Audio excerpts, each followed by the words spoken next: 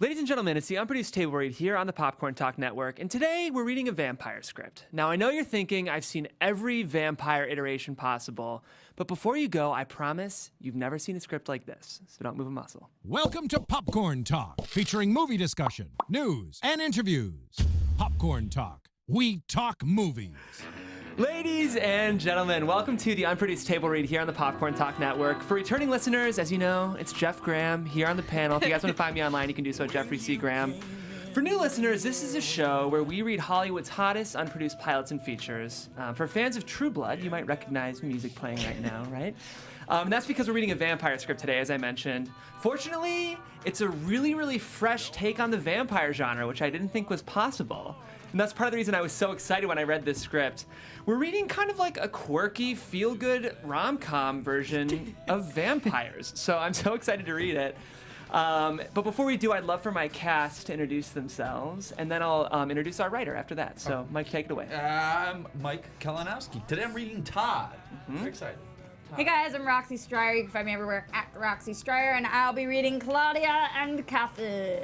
What's up, everybody? I am Timothy Michael. You can find me on all social media platforms at I am Timothy Mike.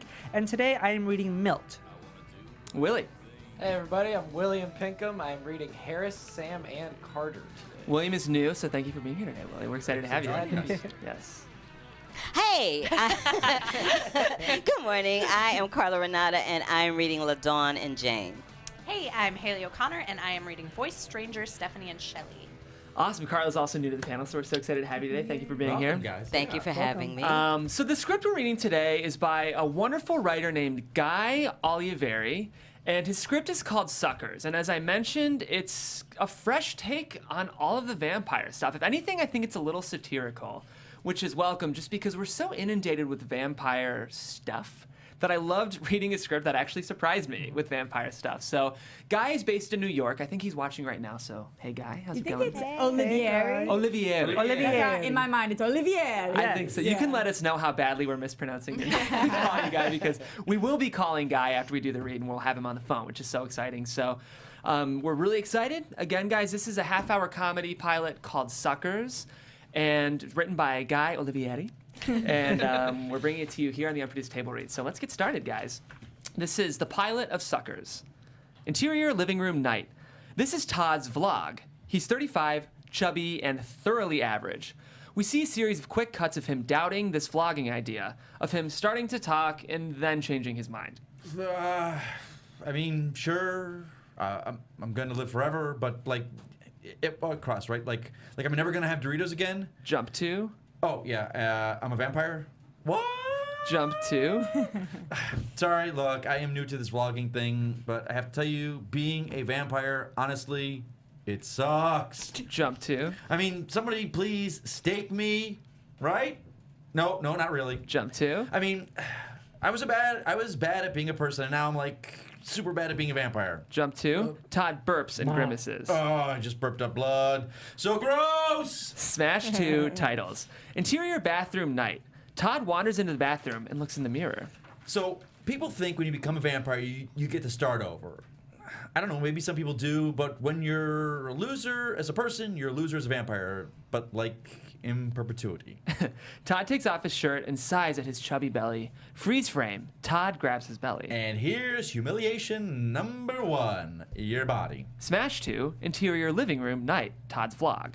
You get stuck with your body exactly as it was. No amount of P90X will make a dent. Smash to interior bathroom night. Same freeze frame of Todd shirtless. I should have gone on a diet. The scene unfreezes, close on his eyes.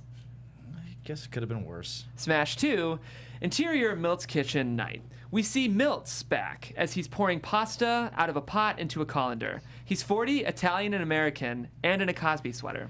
My neighbor Milt got vamped when he was raising money for charity. Kids, dinner! The steam from the pasta turns Milt around. We see his face and his thick, luxurious handlebar mustache. For Milt, it's Movember forever. I'm a Paschetti. Freeze frame. Milt's happy, sweaty face. I guess I'm glad I was 35 instead of 85, like Mr. Harris. Smash to interior bingo hall night. Mr. Harris, an elderly vampire in a wheelchair, plays bingo while the elderly women around him watch, terrified. B7. Bingo! He's so excited, his fangs come out. The old ladies scream. One passes out. Freeze frame on sad Mr. Harris. Or sweet little Ladon. Smash 2, exterior street, night. Ladon, black, 10, adorable, is standing on the street. Whenever she curses, it's bleeped out. A white woman walks up to her, crouches, and touches her hair. Are you lost, sweetie? Oh my, you have such pretty hair. Get out of my hair, you fucking hair, bitch. Ladon flashes her fangs and the woman runs. Ladon pops an unlit cigarette in her mouth. Freeze frame on Ladon, about to light up.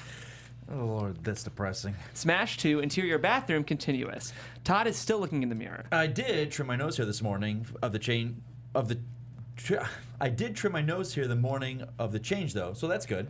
There's a loud noise behind Todd. Todd's sister, Claudia, 36, vivacious, and a hard laugher comes right in.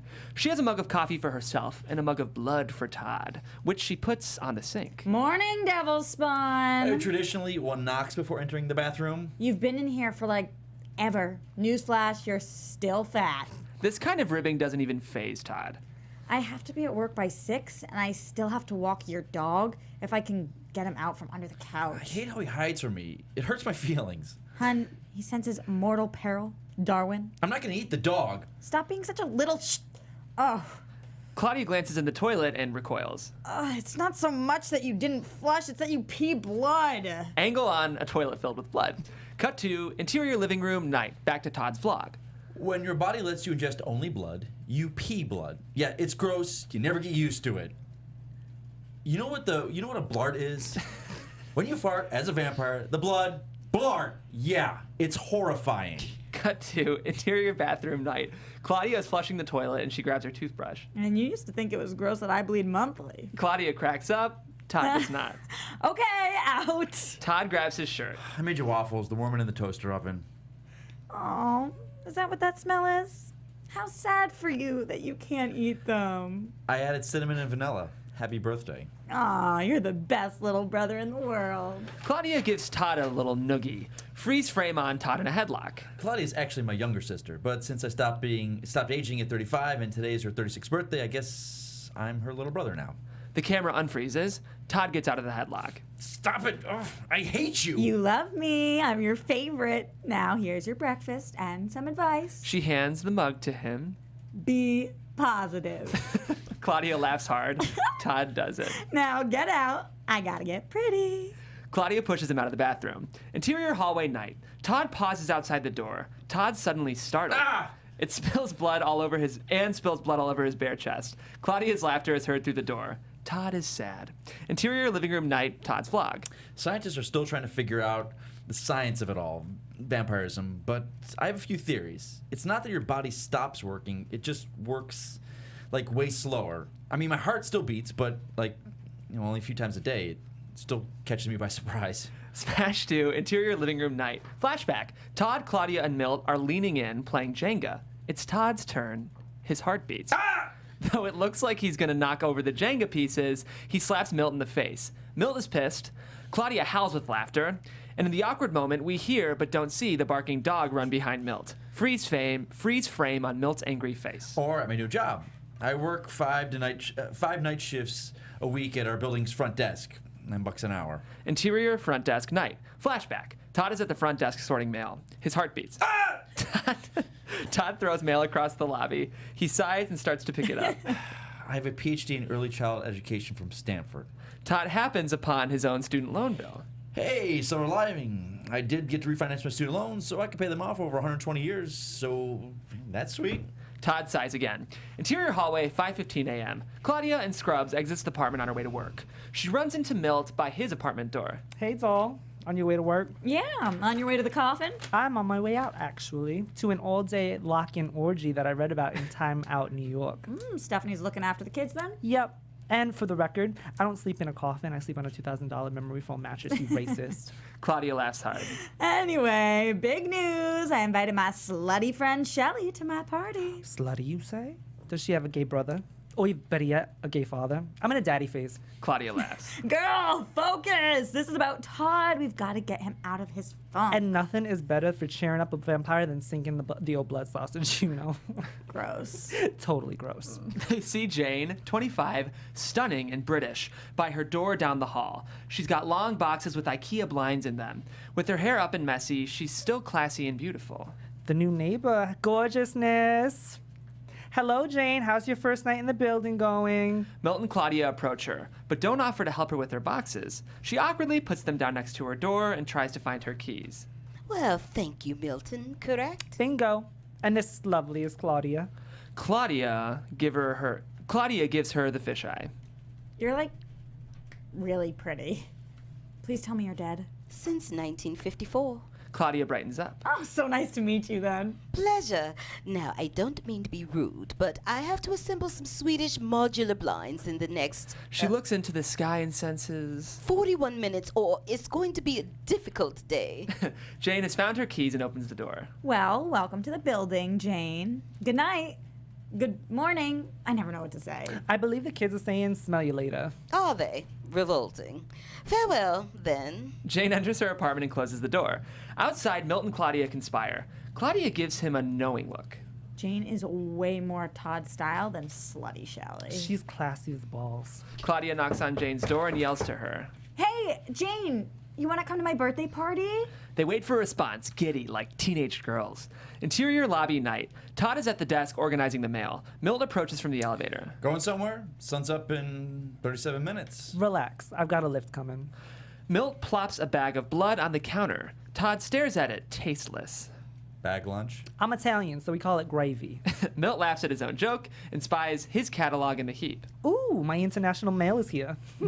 Milt growls and bites his fist like Dorothy Zabranek at the sexy cover boy. Freeze frame. I'm sorry I keep stopping, but this point is actually really interesting. Smash 2, interior bedroom, night. Todd's vlog. You know how in Anne Rice books, regular people like Lestat and Louis become vampires and they get all, bisexual? Well, that happens. It happened to Milt. Smash 2, interior Milt's apartment, night.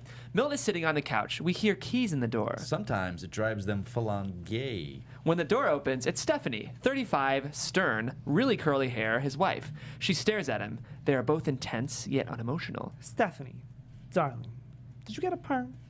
What do you think, Milton? You look sickening. Stephanie is pissed. I look what? Milt gets up from the couch to join her. It's actually made their marriage better. Honey, that's gay for you look amazing. She brightens and begins to bounce, thrilled that he likes it. I look sickening? You think I look sickening? Milt joins her in the bouncing. Milt grabs her hand and looks deep into her eyes. Lady, you're a mess. They resume squealing, freeze frame on their joyous faces. I mean, they're not together anymore, of course, but they're roommates and best girlfriends. Interior lobby desk night. The same freeze frame of Milt biting his fist. The camera unfreezes and Milt slides back up to the desk with his magazine. Todrick, you think I could pull off a mesh tank top? Definitely not. Ew, what's up your butt? Todd deflates. Is it the dog? I almost got him to play with me today. Well, we made eye contact from across the room and he only peed a little. No. See, Jason, the Wonder Dog, senses mortal danger. I'm not going to eat my dog! I know that. You know that. Jason does not know that. Todd slumps down on the counter. Being a creature of the night sucks so bad. There are downsides, yes. But the sex. So you said. Love bites. You're never gonna get the herp. No gag reflex. I can hold my breath for literally like forever. Todd gives him a look. The cleanup is gross though. Milt! Fine, but later tonight, it's on. What do you do? Oh my god, you and Claudia aren't setting up again, are you? Trick, put down the rubber sheets. Oh god. If anyone needs me, I'll be. Milt starts humping the desk. Pouncing it out in the dungeon on West 10th. Bye. Milt heads for the door. Todd is deflated. Bye. Milt turns to face him. Tonight, sharpen up that thing, bitch. Milt exits. Interior living room night. Todd's vlog. And that brings me to humiliation number, 3? Perhaps the worst. So I told you vampires keep their human shape, right? Todd screws up his courage. When I was was like 30 and alive still. Claudia and I were out drinking, and I was trying to be cool. Smash 2, exterior convenience store, day. Flashback, Claudia and Todd, hammered, are sitting behind a convenience store with a case full of beers and bottles. Oh, turds. We need a bottle opener. Dude, I got this. Todd tries to open up the bottles with his teeth. He screams in pain and he's bloodied up pretty bad. Claudia tries to stifle a laugh, but can't help Oh, herself.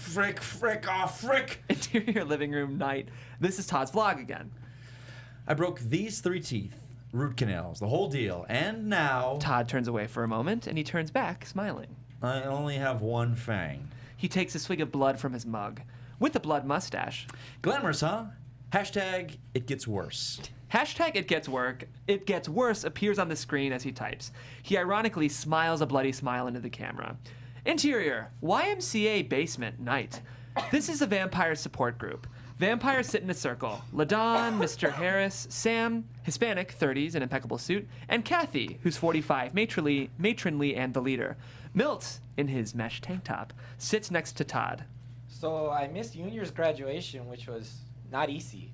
I tried to lobby the PTA to put the ceremony at night, but they just blew me off. Yerks moved their meeting to the afternoons.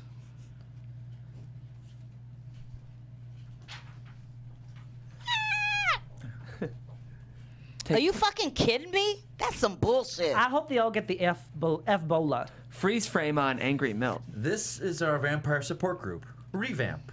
God, that is a stupid name. The camera unfreezes. And yes, F-bola is one worse than Ebola. No one laughs. Screw you guys. Point well taken, Milt. I would not let it get me down. In fact, it inspired me. I ate them. I ate them all. The group is horrified. I'm kidding. I enrolled at a night school master's program at NYU to get my 4th degree. This time, education administration. Kiss my behind, PTA. The group applauds. Milt whispers to Todd. See? You have an eternity of opportunities ahead of you, yet you choose to sit at home binge-watching Gilmore Girls. Seize the day. Todd thinks about this. Gilmore Girls is a really good show. You're ludicrous. You're ludicrous. Yep. Kathy addresses the group. Would anyone else like to share? Mr. Harris? Mr. Harris, asleep in his chair, awakes with a start. Bingo! He falls back to sleep. Why? Why would anybody vamp an old man? Vampires are the worst. Anyone else? Milt raises his hand. We haven't heard from my little brother in a while. Nah, I'm good. Still figuring things out. Player, it's time for you to figure your shit out, okay? Oh my god. Don't be shy. Engage in the process. The group encourages Todd. It's not easy for him. Fine. You all know I was like a really average human. I taught kindergarten, which I loved and really, really miss. I walked the dog. This again? Give it up, girl. Todd ignores it. I was pretty conventional, a little dissatisfied, but like, I mean, who isn't?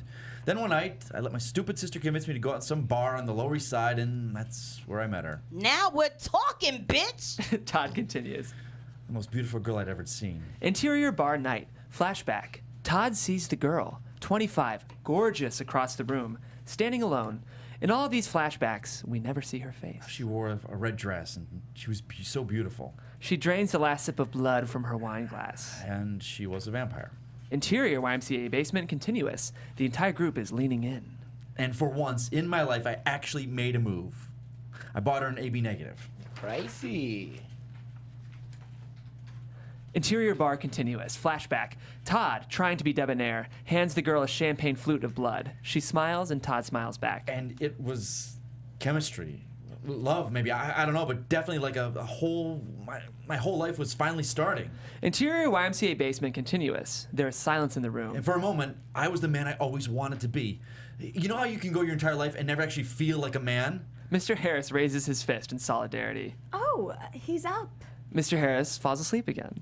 He's down. Continue, Todd. Interior Todd's old bedroom night.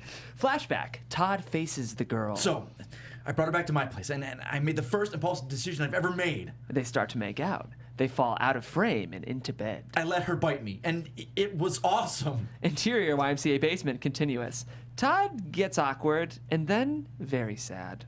I died, of course, and then I woke up the next morning ready to figure out my whole life, or our new life together, and she was gone, and I had no idea who I was. Honestly, I still don't. miss my dog. They all look at Todd with pity, including Milt. Queen. Not helpful. Todd sulks. Interior bedroom night, Todd's vlog. And this brings me to my thesis. Do not become a vampire. It may seem great, sex even, but it is so hard. Get a tattoo, eat a brick of cheese, I don't know, make tiny cuts in your leg. Yeah, that's fun. I just don't let some hot girl bite you just to feel something. People keep telling me to seize the day, but why bother when all I have is days? Days and days and days. Sorry, I need a break. Todd reaches to adjust the camera and his heart beats. His hand jumps and knocks the computer to the ground. Stupid heart! The image fizzles out. Interior living room night. Claudia is at the table with her friend Shelly. 30, cute, perky, and a bit of a hipster.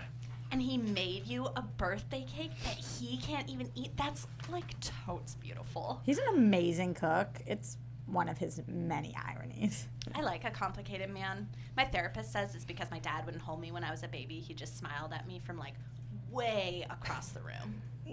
Yeah, let's keep the crazy under your hat, okay? Claudia heads toward the kitchen. Do you think he'll mind that I'm a vegan? Claudia rolls her eyes, which Shelly can't see. She turns around. Shelly, love, Papa Mint, soy breath. Interior kitchen continuous. Claudia rushes to Todd. He's icing the cake. Oh my God, that looks amazing. I should spend an eternity cooking things I can never eat and write sad, sad songs about it. Claudia gives him a look. But it's your birthday! Yay! A year older. Your heart will go on. Claudia does the Celine arm choreo. Todd stands, fake smiling. You sure you want to do cake now before everyone else gets here? This is family time. I want to celebrate my birthday with my baby brother. Todd's fake smile breaks. Still not loving that. And I'm not loving that you're clearly freaking setting me up right now. Claudia lights the candle. Calm down. You don't even have to be friendly to her. Just smile at her from way across the room. What? Cake! She turns off the lights and runs to her seat. Interior living room continuous. Todd carries in the cake. He sees Claudia and Shelly sitting at the table. He broadly smiles at Shelly from way across the room. Shelly is smitten. I bet that's like not even vegan, but I totally want a bite. Todd continues to painfully smile. Interior living room, a few hours later. Live people are milling around drinking cocktails. Vampires, including Sam, Kathy, and LaDon, are drinking blood from plastic cups. Mr. Harris sleeps in his chair. Todd sits on the couch enduring a conversation with Shelly. So I'm getting together all my stuff for the 1920s garden party on Governor's Island. You know, like the flapper dress, the glasses, and the beads. You should like totally come. I think it'll go past dusk, though I don't know the ferry schedule. Can you fly? I hear some of you guys can fly. That's True Blood. Do you like glow in the sunlight? That's Twilight. Oh. I like literally burst into flames. Aw, sad. I bet you used to look amazeballs with a tan. Todd takes a moment. Would you excuse me? I gotta pee. Blood? Okay. Todd fights his way towards Claudia. LaDon is playing blood pong. She grabs Todd by the arm. You gonna hit that? Or are you a bitch? No, LaDon. She's literally the most annoying person I've ever met. So, Todd gives her a look. He leaves. dumbass. Claudia is drunk, flirting with a tall man, Carter. Working at the blood bank is like great, but like so boring. Tell me more about your hedge fund. I'm such a dum-dum about money. Todd interrupts. Do not make me talk to her anymore. She's like truly awful. Dude, is this your vampire brother? That's him, Nosferatu. Isn't he scary? Todd isn't the least bit amused. You know, dude, I was thinking about making the switch myself. Vamping it up. What do you think? Really, Carter? Your profile didn't say anything about that. I'm just considering it. It would make my student loans so much easier. You're kidding, right? No, dude, I just started CrossFit, so I'll look good for like ever. Todd is shocked. Are you crazy? Being a vampire is not something you just rush into. It's hard. It's like really hard. Dude, can I see your fangs? Fang, singular, just one. You only have one fang? What's up with that? Todd smacks Claudia on the arm. They get into a brief slap fight. Dude, you on Instagram? You should totally blog. Or vlog. Who cares what I have to say? Carter proudly raises his hand. Todd can't even. Claude, I'm going for a walk. Claudia pleads with him. No, stay. You should meet Beth. Beth! She's the tits, Beth! Drink some water, like a gallon, okay? I gotta go. Todd exits. Your brother is so rad. You know what else is rad? Making out with me. Yeah, let's go with that. Ooh, hello, nurse. They furiously make out. Todd approaches the front door. Milt and Stephanie burst in. Surprise! The crowd stares at them. Mr. Harris is heard but not seen. Bingo! Oh, hey, Mr. Harris. How are you tonight? Angle on Mr. Harris, asleep in his chair. Back to scene. Good talk, Mr. Harris. It's not a surprise party, guys. The crowd goes back to whatever it was doing. No. We have a surprise for you. Also, we just really enjoy screaming into crowds. She waits for a laugh, which Todd doesn't give her. Laugh, we're hilarious. Everyone says so. I haven't laughed in like a year. Anywho, we want to introduce you to someone special. A dungeon friend, hard pass. At least something's hard. Hey-o! Milt and Stephanie high five. She moved into the building yesterday. She's totally gorgeous. I'm going to be her for Halloween. Jane, the neighbor, and also, surprise, the vampire that turned Todd, walks through the door. Stunning. She immediately recognizes him. Scott? Todd is flummoxed, then pissed. It's Scott. No, it's Scott. No. My name is Todd. Jane? Surprise! Wait, you two know each other? Guys, this is the girl who killed me. Holy crap balls. Surprise! Todd storms out the door. Jane looks at Milt and Stephanie, still shocked at the coincidence. Exterior street, night. Todd has stormed out, and Jane runs behind him. Stop! Todd! I can't run in these heels. You can't run in these heels? Todd whips around. Really? Look, I can't do anything, like, at all, no matter the footwear. What the frick, Jane? You're angry. You're darn right I'm angry. Don't you see? Fate intervened. I moved down the corridor from you, random as the kids say. I don't believe in fate. Nor do I, really. Would it help if I said I was sorry? Would it help a kitten to give it wings? I don't even know what that means. You know what's weird? A kitten with wings is actually my spirit animal. Todd is thrown by this. He makes a weird noise. You are still absolutely adorable. Jane, I'm a creature of the night. I am terrifying and vicious. And adorable. I really am sorry, Scott.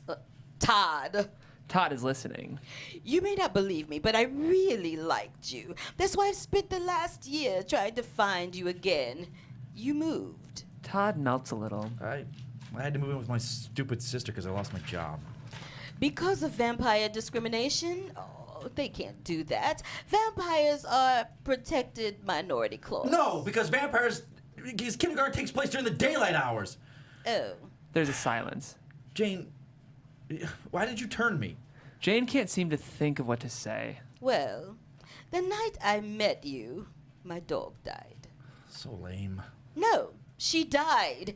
And I finally had gotten her to trust me. And my father died, and my sister, everybody died.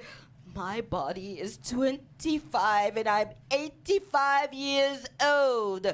Coping with this next phase is lonely. Jane gets emotional. Look, I'm sorry about your dog. That's rough. Not like a dog says rough, but like rough situationally. My dog thinks I'm going to eat him. I may not have exercised that best judgment.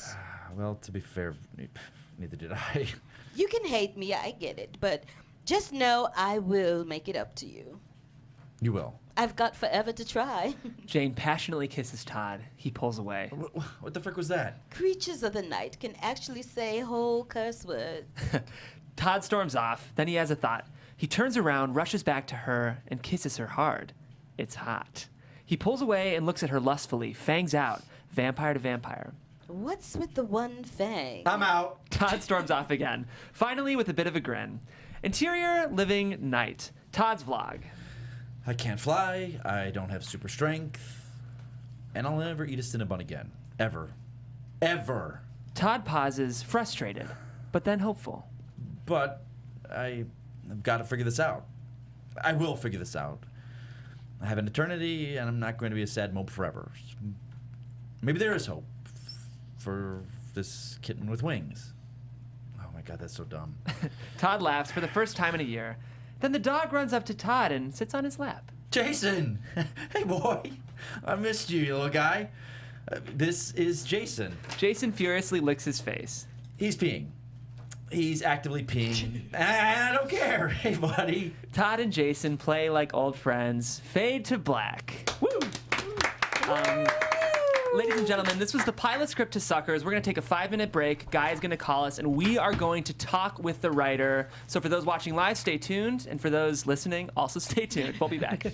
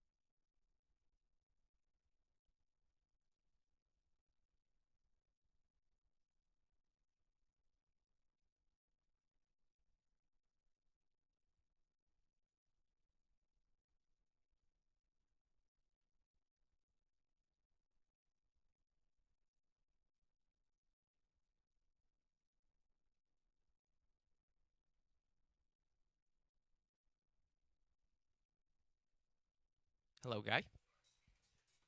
Yeah. Hey, how's it going? It's Josh. I'm engineering the Unproduced Table Read. Great.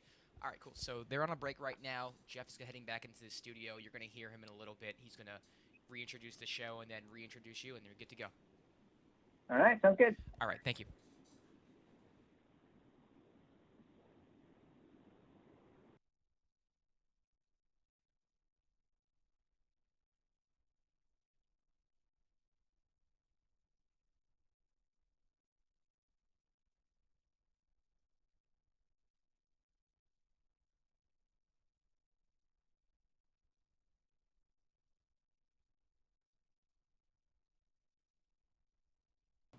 Ladies and gentlemen, we are back with the Unproduced Table Read, and we have Guy, our writer, on the line. Guy, are you there? Hey, everybody. How's it going? So how badly did I mispronounce your last name? Actually, Roxy got it. Yay! Awesome. Guy, thank you for being here today. We had so much fun with this read. Yeah. It was super fun to listen to. I just was chuckling my ass off over there. Good. I want to start by asking you, like, what your relationship with, like, vampires is. Just, like, the lore, like, shows, books, whatever. Well, I have read Interview with a Vampire like 8 or 9 times, even though it's like legitimately terrible. For some reason, it was very important to me when I was a teenager. I think there's also, and Buffy is, of course, one of the greatest things that's ever happened. And I read those stupid Twilight books, even though I should have known better. I just think there's something amazing. There's just something really magic about the whole thing. And especially, like, I'm growing up a queer kid. There was, like, an othering thing that you had this, like, secret that really I was always drawn to. So it's something I've been really interested in since I was a little kid. Awesome. Were you nervous approaching the vampire genre? Because, as I mentioned at the top, you've made it fresh, but the genre itself is pretty tired. So, like, I would think as a writer that would be almost scary terrain to enter just because you know it's been done a lot. It was actually like an idea I came up with in a little writers group I had, and everybody told me it was impossible. And I was like, well, now I have to do it. The first version was actually animated. I wrote it to be animated. And then the more I got into it, the more I realized it was... like the simple, like we could take the formats we know and add the sci-fi element to it, and maybe there was something there. Yeah, I want to talk to you about that because, like, what were some of the deliberate choices you made to distinguish this as a vampire piece from all of the other vampire pieces out there? I don't think I came at it from that angle. I think I came at it from, like, I really thought about what it might be like to actually be a vampire in real life. Yeah. I mean, it's kind of like... it's a little bit Big Bang Theory. It's a little Leonard in Big Bang Theory. I thought, like, if he became a vampire, I mean, like, the sad sack that he is, like, how could that affect him? So I don't think I ever made any real choices to differentiate it, but I just know, one of the things, whenever a new vampire thing comes out, I'm always happy to see, like, what the rules they've created are. Like, say what you will about Twilight. The glowing in the sun is amazing. Like, that's an amazing little detail. And you get to pick and choose from the best stuff. For each kind of new vampire narrative, and I think that's really fun. I think that's what makes this genre untired, though, is because it's that fascination with the genre, because people will go out to see this, but at the same time looking at the new rules that people apply to this genre. Yes, there are the old traditional allergic to garlic and sunlight, blah blah blah, but then people put this new spin on things, which I think is fascinating, and that's why people come out to see these and support these. Yeah, absolutely. What I was so happy with... Go ahead, Guy. Yeah, you take it. I think to me, like, the metaphor of maybe it's how one feels in their 30s or how I feel in my 30s, that you're not making the choices to actually propel your life forward, that life is kind of happening to you. And if you have just nothing but time, that feeling, which is my least favorite feeling in the whole world, could just be crushing. And so I kind of also took it from that point of view. I could totally see this as like a Scooby-Doo-esque kind of vampire cartoon with that Big Bang Theory thing happening that you mentioned. Like, I'm not a big fan of vampires, but I would watch that. That's awesome. I would totally watch that. Yeah, related to that, you said you had originally written this animated. What were the differences in your original conception of the show versus what we have now? Well, I wanted it to be a little... bouncier and sillier. Like the relationship between Claudia and Todd was pretty much where I started, and I thought that they could have it could be like an Adult Swim kind of like dirty, sexy, stupid cartoon. Yeah. And the more I worked with it, the more I realized there was actually maybe some real truth in there. There was actually a real kind of person in there that might be far more interesting than just the dumb cliches and, bouncy music. Yeah, I mean, like, there's already, like, a will they, won't they thing developing in the pilot, and it kind of, it's very quirky in the sense that you're poking fun at the vampire genre, but there's something refreshingly kind of familiar about, like, the rom-coms we love so much. I think of, like, there's a little bit of, like, the Jim and Pam, or, like, the classic Ross and Rachel, that stuff. Is that kind of what you wanted to hit when you made the decision to sort of change how you approach the narrative? Absolutely. I went back and watched the pilot of Friends, which is a damn masterpiece.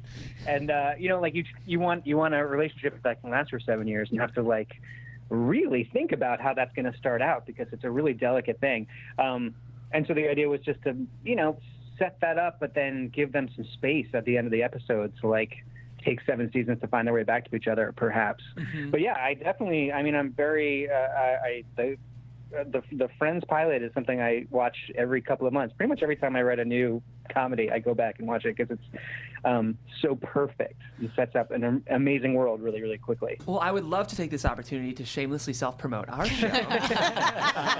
If you go back 5 episodes, guys, we actually did read the pilot of Friends on our show, so so you can check that out. It's great. Yeah. Yeah, I took it and I actually like charted it out. Like there's boxes and circles, and it's amazing. It's perfect. Have you thought at all about other supernatural creatures like werewolves, zombies, adding that in at some point? Yeah, that's definitely going to have to happen. Although that is really a weakness of every other vampire thing. When they wind up bringing in the werewolves and stuff, that's when they're running out of ideas. But if I can get this from a new angle, maybe I can get the new werewolves from a new angle. Which is maybe somebody has to go get waxed on a regular basis or something. I don't know. Well, that's the thing, because you're approaching it with a bit of a satirical edge. Bringing in new characters, I think, is only an exciting opportunity because you can kind of cut the conventions of those tropes as well. So I think if anything, it's an opportunity for you, We were talking absolutely. Before we called you about, it would be hard casting specifically LaDawn, I guess, because she's a child, right? So to be able to like have her not age if it was a series that went on, and that's one thing that animation would have solved, I guess. Yeah, we definitely talked about that. But then you think about how like David Boreanaz on Angel completely physically changed, and no one ever really thought about it. Although a child's a different thing. Yeah, you probably have to recast that kid. Yeah. People are forgiving if they love the show, because with supernatural shows, the rules always get broken here or there. Yeah. But if you love the show, you forgive it so quickly. Yeah. And sometimes you can like absolutely. sort of tongue-in-cheek make fun of even that, I think, in a way. Yeah. You can always make people be like, yeah, I bought a new wig today. Yeah. It makes my face shape look so much thinner.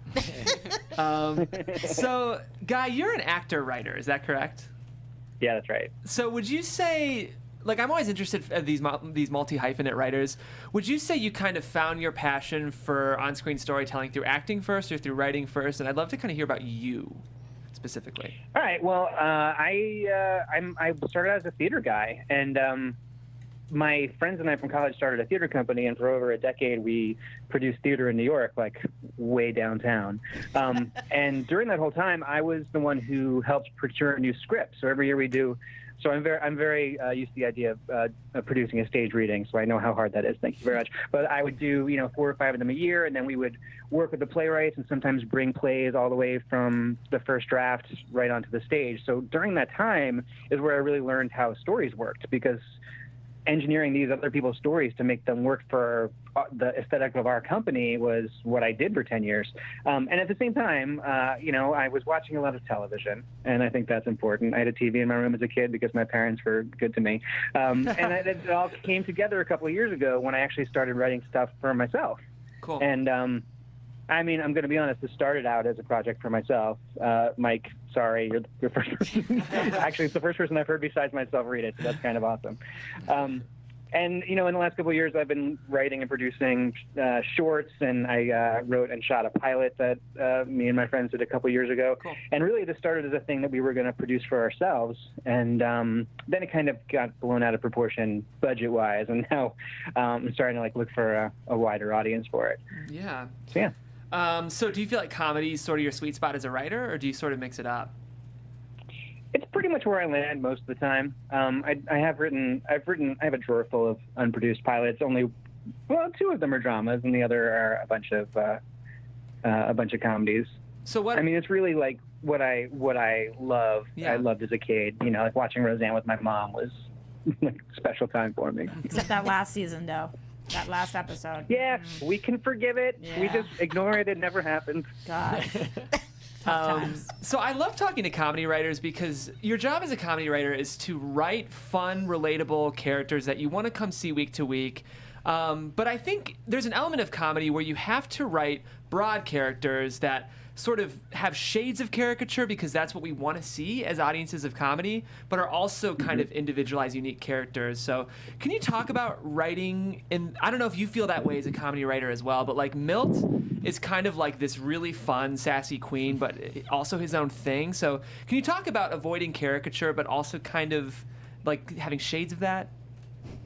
Well, I've been accused of caricatures over and over, and usually I take those notes pretty seriously, especially when it comes to characters who are not like me, who are people of color, who are women. I really take those notes very seriously because, A, I want parts that people want to play, and B, I just don't want anybody to feel like they're essentialized into something they're not. But with the character of Milt, this is one that I actually purposely made a little bit vague. I've had a couple of people read this when I've like had friends read it, like one guy who was like tough like the Marlboro Man and like trying to figure out what it was like to behave as a queer person after this change happened to him, or somebody who that's incredibly natural for, and they're both super interesting, and honestly I don't know which one's better. I love what you did. Thank you very much. It was very cool. Thank you. Especially put a little New York spin on it, which is great. But I think every script that I've worked on has some characters who are like very specific in my mind, and this is how this has to work for the entire story to work.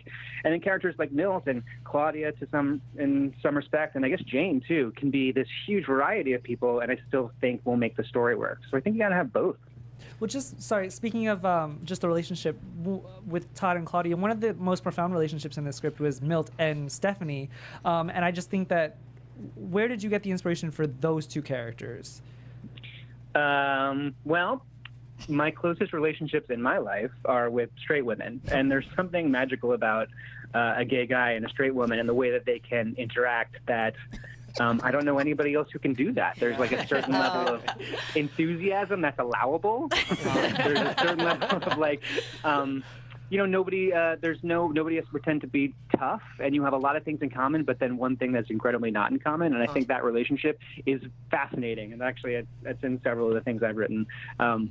Especially because I have some of my ex-girlfriends from a long time ago who are still in my life and are still close friends, and that background creates some fascinating tension sometimes. Yeah. You know what it kind of reminded me of? It reminded me of Jack and Karen from Will and Grace. The way they kind of talk in tandem and everything whenever there's an issue. They just kind of talk together. That's the greatest thing I've ever heard. Well, thank you, and kudos to me. It's just a super. I mean, whenever men and women can be friends without, which is also why Todd and Claudia are siblings. Men and women and their relationships are really kind of not.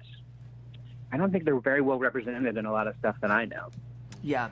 Well, it's fun and it's special, and yeah, I'm glad it's in there. And it's sort of what I was talking about earlier, how it is a broadcast of characters, but it's tough in a comedy pilot to distinguish characters, and that's your job. You have to do it. I think you've done a really good job in this pilot because I'm excited about all of them. Yeah, you're welcome. Did you get any slack or criticism for LaDawn's character being so?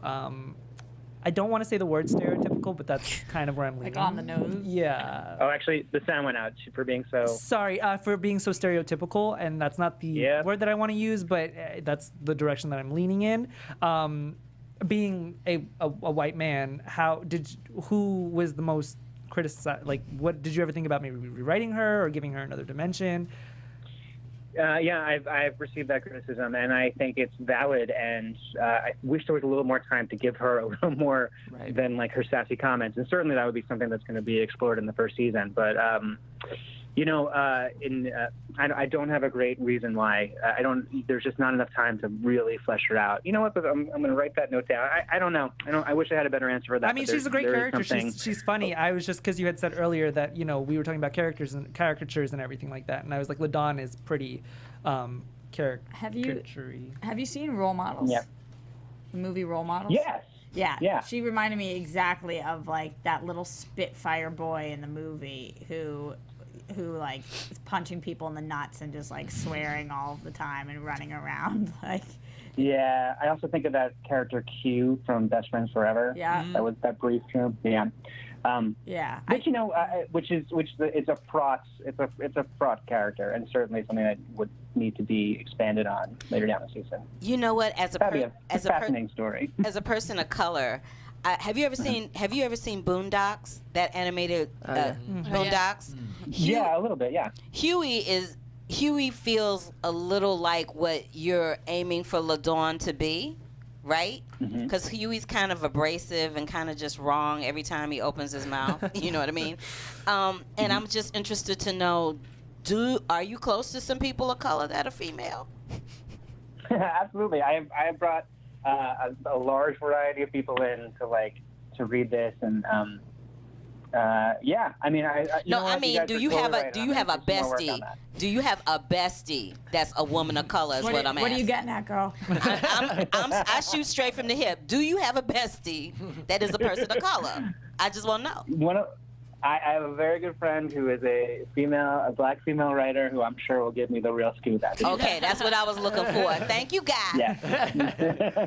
The thing, I think, like with LaDawn, it's so hard in comedy pilots because this happens. Like if you look at the Friends pilot, Joey is, you know, and you just have so little time to like service the characters in the way you want. I almost think if you just threw in one kind of subversive line with LaDawn near the end, it could maybe sort of change it. That could change it for us. Where she does something like super cerebral and smart, and everybody's like, what?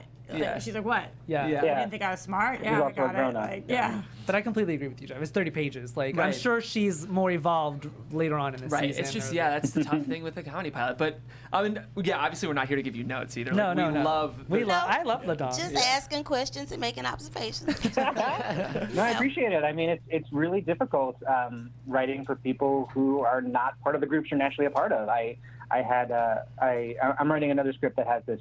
It's about a woman who dates this huge variety of people, and I got totally read by one of my black actor friends about some stereotypes I put in that I had no idea I put in. So, and his point was, you know, when there's a character of color and you say that they're of color, and then you make no reference to the fact that they're in any way different in the script, you're just disservicing them. That there has to be.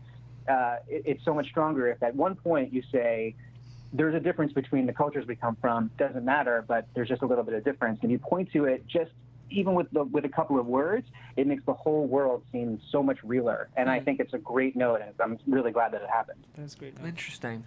Well, I'm not black, but I am a female, so I can speak on the white female characters, I guess. And I think you did a great job capturing the female voice for a lot of these, even though you are not a woman. You did a really strong job.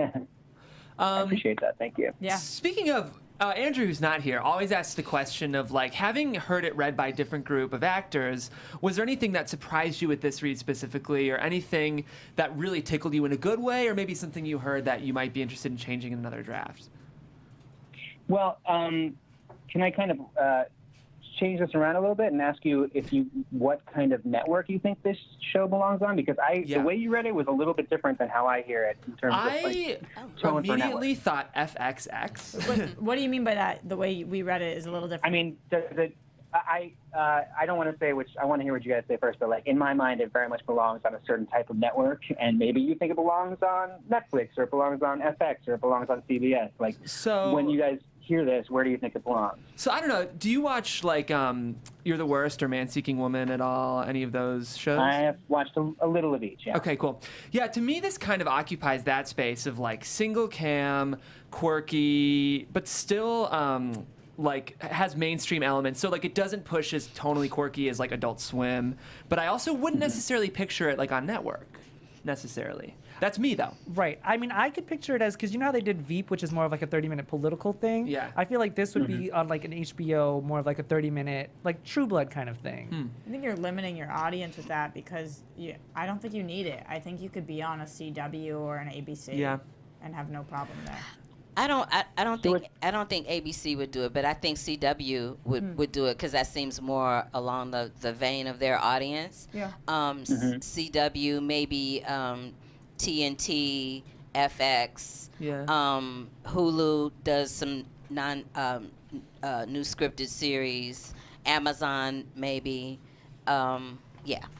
I'd be curious to hear what you were thinking, Guy. I mean, because to me, it's written with ABC in mind. Ah, there you go. Like, but the way you read it was very much more FX. I know it's hard to even put my finger on exactly why I thought that. Maybe because you're also like attractive, and I don't know. There's something a little bit. Why, thank you, guys. I don't know. I'll take that. Well, here's what I'll say. Not like all those uggos on ABC. I know they're just dreadful to look at on a weekly basis.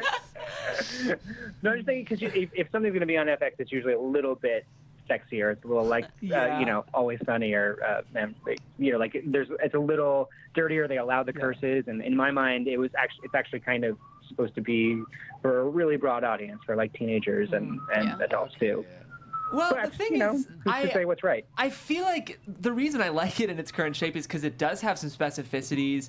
I mean, I love broadcast comedy, but I think it's rare that you see a really, really like wonderful broadcast comedy. Like I would say like Modern Family still is setting the bar so high. So to me, if you wanted this to work for broadcast, and this is just me, I think you'd need to make some changes that might take the special out of what you have. I mean, obviously, I'm sure you want to see this staged wherever it's going to. Whoever's going to pay you a check. That's what I'm saying. Okay. What do you mean, Jeff? Well, I just feel like there are tonal specificities in here. Like but then I guess Will and Grace was a network show too. You know, a lot of that would owe to performance and direction. I think like you have written a pretty casting. So I think you've written like a wonderfully broad pilot that could exist on multiple networks. But I feel like because I love quirky single cam, I would want to see this on like an FX or an FX. Or even TBS has wonderful comedies right now too. So. Oh yeah, TBS could work. You just wouldn't want to do like a CBS where they would just like they would clean it. just clean They it. would clean it. Yeah, I agree with Jeff. They would take it on on CBS, ABC, NBC. They would take like what Jeff was saying was special about it and make it detergent. You know what I mean? TBS is an interesting thought, though. Actually, I didn't even think about that. I don't know. Well, it's in great shape right now. I love to think that like it could get expanded and get dirtier and like have effects and like there's no reason it couldn't. Right. Get a little more True Blood, a little sexier down the line. For sure. Yeah, that's interesting. Well, the thing is with comedy, a lot of that will owe to whose hands it ends up kind of getting passed along to. So I feel like it's hard for us to see exactly right now. But any other questions for us now that we're sort of opening up the dialogue in that way? Oh, sorry, say that again? Any other questions for us now that we're sort of, on this? Yes, I have a question. Do you think that having them age 35 and 36 serves this to its best? Do you think having them being 28 and 29 serves this better? I think regardless. When you read this, how does this affect? How does this land in your lifetime? Does it feel like it's a 30s thing or a 20s thing? As a 26-year-old woman, which is me as of yesterday, I think that Claudia, I didn't know how to age her by 10 years because her dialogue is so young. She is so bratty and like so aggressive with her brother, so much sass that she read 20-somethings to me, not 30-somethings, as opposed to her brother. But I understand the whole dynamic of the big brother, little brother, so they have to be closer in age. But he read older to me. Yeah, and I feel like with Milt, I know that you said he was 40s in the script, but he has so many very young sounding lines. So I pictured him younger, but that was just my personal take on him. Super cynically, I would think regardless, at least the brother and sister would just be cast younger as the leads of the show. Yeah. Like if someone out of your hands was casting it, they're gonna do hot 20-somethings. Yeah. Even older 20s, but still, I would think 20s. What's funny about comedy, though, in terms of that point in your life when you feel like your life is getting away from you because you're not making any decisions, I don't know. Maybe you all can't speak to this. Maybe it's just a personal fascination of mine. But to me, that's like a thing that happens to you before you turn 40, and you have to like figure all your life out because at 40 it gets real. But sometimes I guess I had that same feeling when I was in my late 20s. Like, what am I doing? I got to figure this out. The moment's going to be 30. Yeah, I don't think early 20s, but I think definitely when you like Mid to 27, 28, you start thinking like 30 is coming and what's going on with my family, my life, my kids. Like, I definitely think that's there, especially in middle America. Like, that's a huge concern. Yeah, and then you're the writer, and you made them these ages for a specific reason because what's going on personal for you. And I feel like their ages, in this sense, maybe raises the stakes for these characters.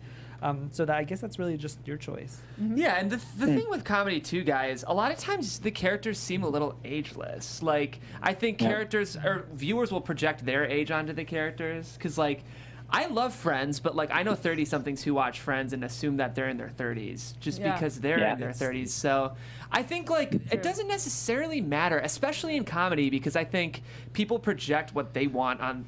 Like, I think you'd be smart to kind of leave it a little age ambiguous because they're gonna cast young, attractive people anyway. But I think for your age and thinking long term, the dynamic of the two of them, brother and sister, of her going from her 30s to her 40s and him still in her 30s, that's a bigger. There's more drama to play with her, with the family. If you're going from your 20s to your 30s, you don't change much, really. Yeah. But your 30s to your 40s, that's huge. Yeah. He's still stuck in that, and she's now family or kids get involved with her husband. Yeah. Who's married. I think you're talking from an LA person right now. I think that the change to 20 to 30s is very not different in LA. But I did the think change from my 20s to my 30s not in LA. I was just not part of that zeitgeist. Then my whole world was that. I mean that's just me personally. I think what more story. What the argument shows is that it probably doesn't matter. I mean, I think people will project what they want on the characters. I think so. I wouldn't. Yeah, let that it, actually. it's no You sweat guys off your just back. proved that point. That's awesome. I love that. You're welcome.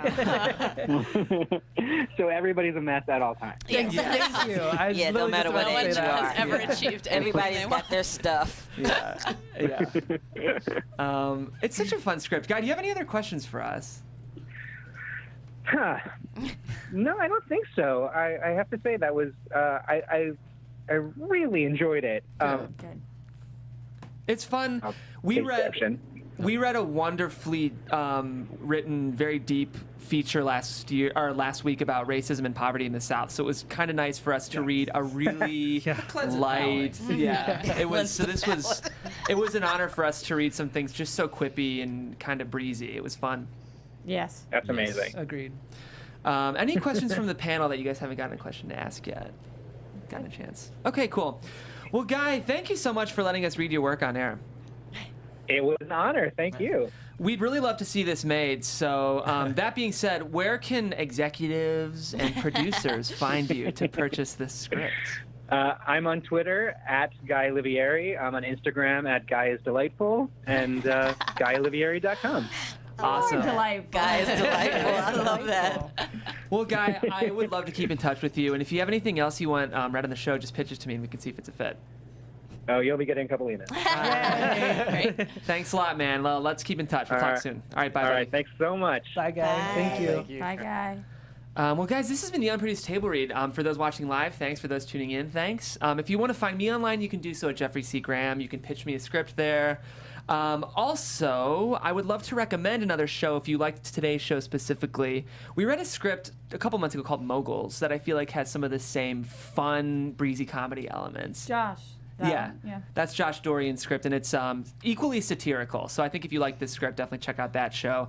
Also, importantly, I must note that these scripts came to us heavily discounted from ARA Printing on Magnolia Boulevard in Burbank. They're wonderful. They're the cheapest print shop in town. They're fast, and they print high quality. So especially for you writers, I would highly recommend them on Magnolia and Burbank. If you go with the promo code TableRead, you'll get 10% off of your order. Nice. Thanks for tuning in, guys. And for the rest of you, where can they find you online? Find me at Mike Kalinowski, Twitter, Instagram. That's where I'm at. You guys can find me everywhere at Roxy Stryer. Find me at I am Timothy Mike. You can find me at William.Pinkham on Instagram. I'm on all social platforms at The Curvy Critic. I am on Twitter at Haley O'Connor. That's Haley with 2 Y's. If you don't use 2 Y's, you're not too wise. And guys, as of right now, next week is Comic-Con, so I think we're going to do a little bit of a different show. I haven't exactly decided what yet, because admittedly I don't have a script scheduled. But tune in, because I think I've got some ideas for next week. So we'll see you next week at 10 a.m. And in the meantime, have a lovely weekend, guys. Thanks. Bye, guys. Peace.